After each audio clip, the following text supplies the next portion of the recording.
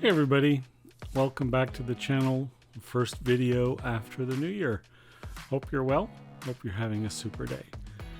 Today we're going to do some pork tenderloin with mushrooms. We're going to start out with 150 grams of pancetta. Pancetta is bacon that is not smoked. It's cured, but it doesn't go in a smokehouse, so it has a very different flavor than bacon. If you can't find pancetta, I mean, you could use bacon, but I'm afraid that the smokiness of the bacon will overpower the pork tenderloin. All the flavors in this dish are very complementary, so you don't want one thing to stand out. So please use pancetta if you can. We put it in a saute pan, and we're going to render the fat out of this pancetta and brown it.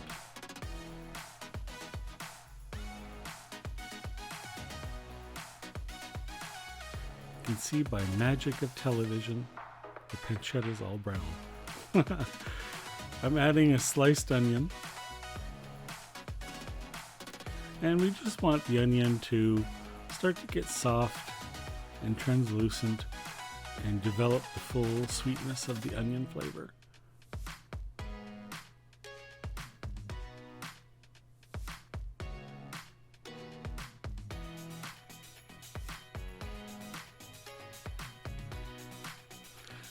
To that mixture, we're now going to add 2 teaspoons of garlic,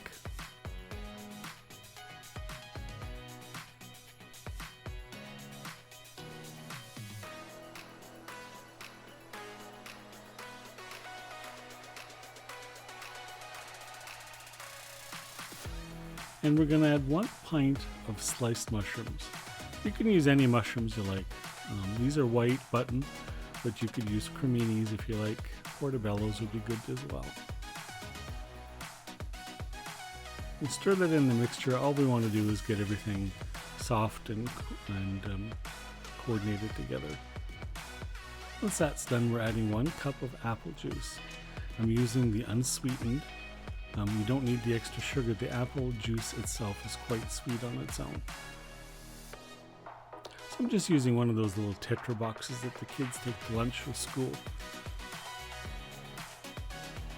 If you're diabetic like me, these things come in handy when you're running low blood sugar one day.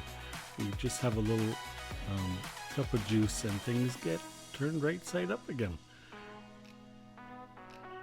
It adds a delicious flavor to this sauce.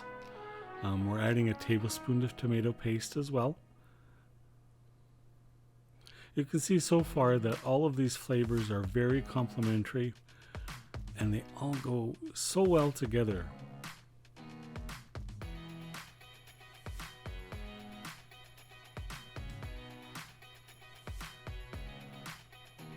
At this point, we're not trying to reduce the sauce because we need it to coat the pork tenderloin. I'm adding some black pepper to taste.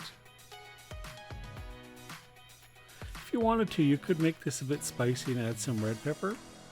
I'm not a big fan of spice, but I'll leave that up to you. I'm adding a little bit of salt, but be careful because the pancetta is salty. And you don't want to oversalt this and ruin the beautiful sauce that you've taken the time to create.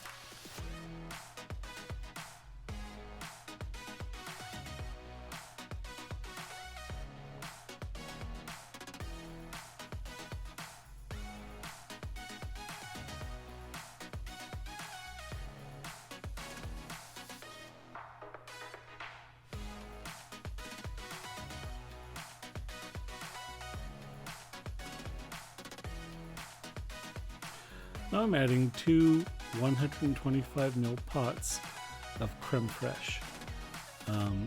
You could substitute sour cream for this, but again, that would change the flavor of this dish, and I think the sour cream would overtake some of the other flavors.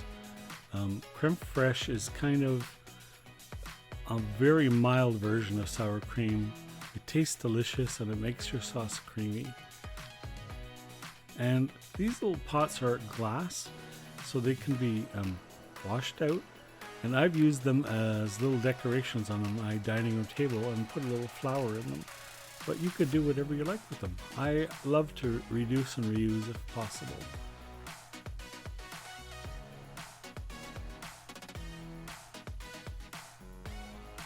As the Crumb Fresh incorporates in the sauce, you can see that this sauce has become luxurious looking. It's almost looking a bit orange because of the tomato paste. It looks absolutely delicious. Trust me, it was so good when I made this. You need to try it.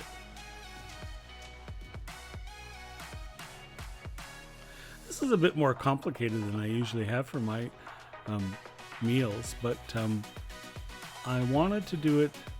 I saw something similar somewhere and I wanted to recreate it at home. I'm adding 2 pork tenderloins that I previously roasted. I've cut them in half and then sliced them in about 1/4 inch thicknesses. Add those to that beautiful sauce. And all you need to do at this point is reheat the pork since it's already cooked.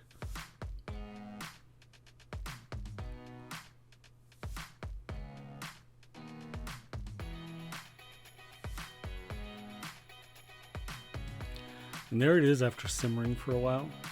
Doesn't it look good? I mean, that looks so scrumptious to me.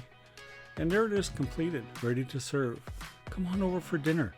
We'll add some rice or some mashed potatoes. It'll be absolutely delicious. If you like the recipe, I'd love it if you'd subscribe to the channel. Thanks for stopping by for some more food that warms your soul. See you next time.